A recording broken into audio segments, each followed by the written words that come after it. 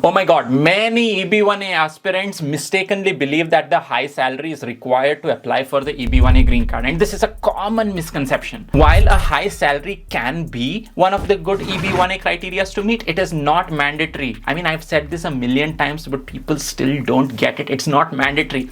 To qualify for an EB1A green card, you need to meet at least 3 of the 10 USCIS criteria. And I know you've been paying a lot of attention to our videos, so here's a reiteration of it.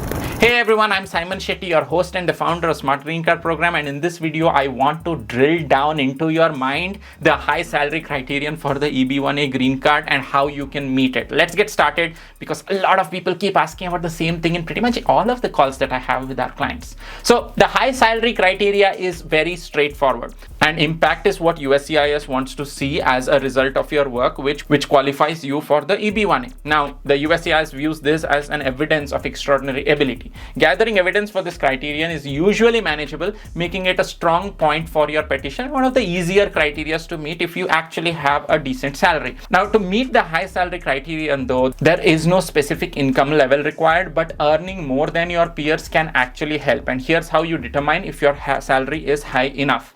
1, you compare your salary with the peers in your field. If you earn more than them, you might meet this criteria. I mean, this is just a rule of thumb, just general brute force check. Number 2, you also should show that your salary is higher than the peers in your local area or across the US. Comparing both ways can strengthen your case as well. So most of the cases that our clients file, they make sure that they focus on the local geographical dynamics of the salaries in their area, as well as the broader statistics across the US. Now, what evidence do you need to provide to meet the EB1A high salary criteria? Number 1, proof of your high salary, which basically includes annual income statements, annual tax returns, monthly pay stubs, letter from your employer or supervisor explaining your high salary, and also things like Form W2s, Form 1099s, and if you are from abroad, not the US, then you have similar tax forms and similar payroll related documentation in your country, which you can use for the high salary criteria. Number 2, evidence of higher salary compared to other peers in your field, which includes things like media articles discussing high compensation of other people in your field,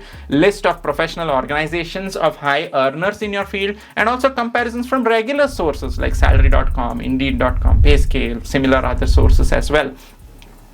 Here are some of the key pointers though, based on recent USCIS policy updates, that you should keep in mind to understand the EB1A high salary criteria even better. Now, what if you're working outside the US? USCIS will compare your salary with peers in your geographical location, not just within the US. And that's really a value add for you if you're outside the US, because you don't want to be compared to US salaries, and then obviously a lot of places out there in the world will not be able to compete with US salaries in terms of high salary criteria.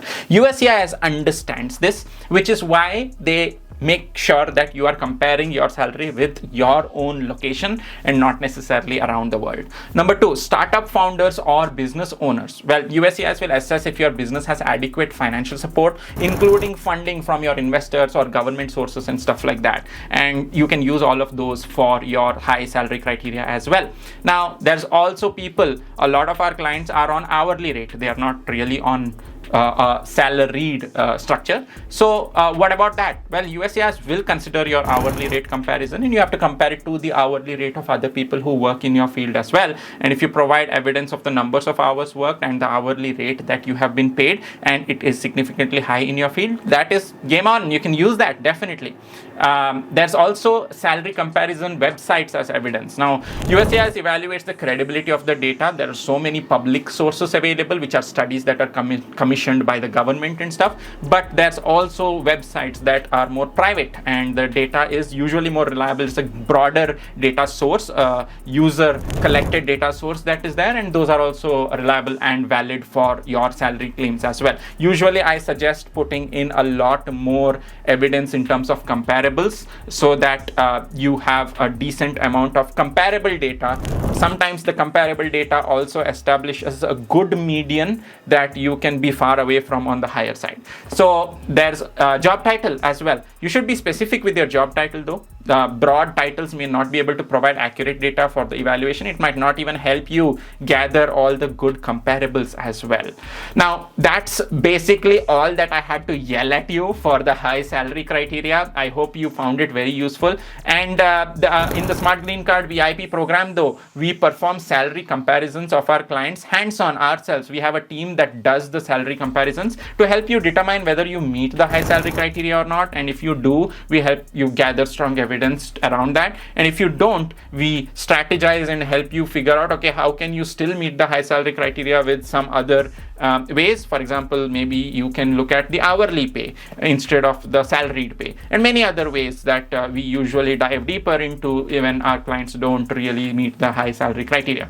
We also assist our clients in meeting at least 6 EB1A criteria though, and navigating the final merits determination phase, which is a very important phase which most people forget, and that's the reason many people get RFEs and NOIDs and get denied. So far, we've helped over 75 professionals achieve the EB1A approval, and if you need personalized help in building a strong EB1A profile, you should definitely explore the Smart Green Card program's VIP plan. It is free to apply for the VIP program, so just take a shot, see how we think about your profile, and if we think your profile is good enough for the program, we will accept you. Otherwise, we won't waste your time, we won't waste our time. We have better things to do out there, and that's that. So thanks for watching this video. If you found it helpful, don't forget to hit that like button and subscribe for more insights every single day.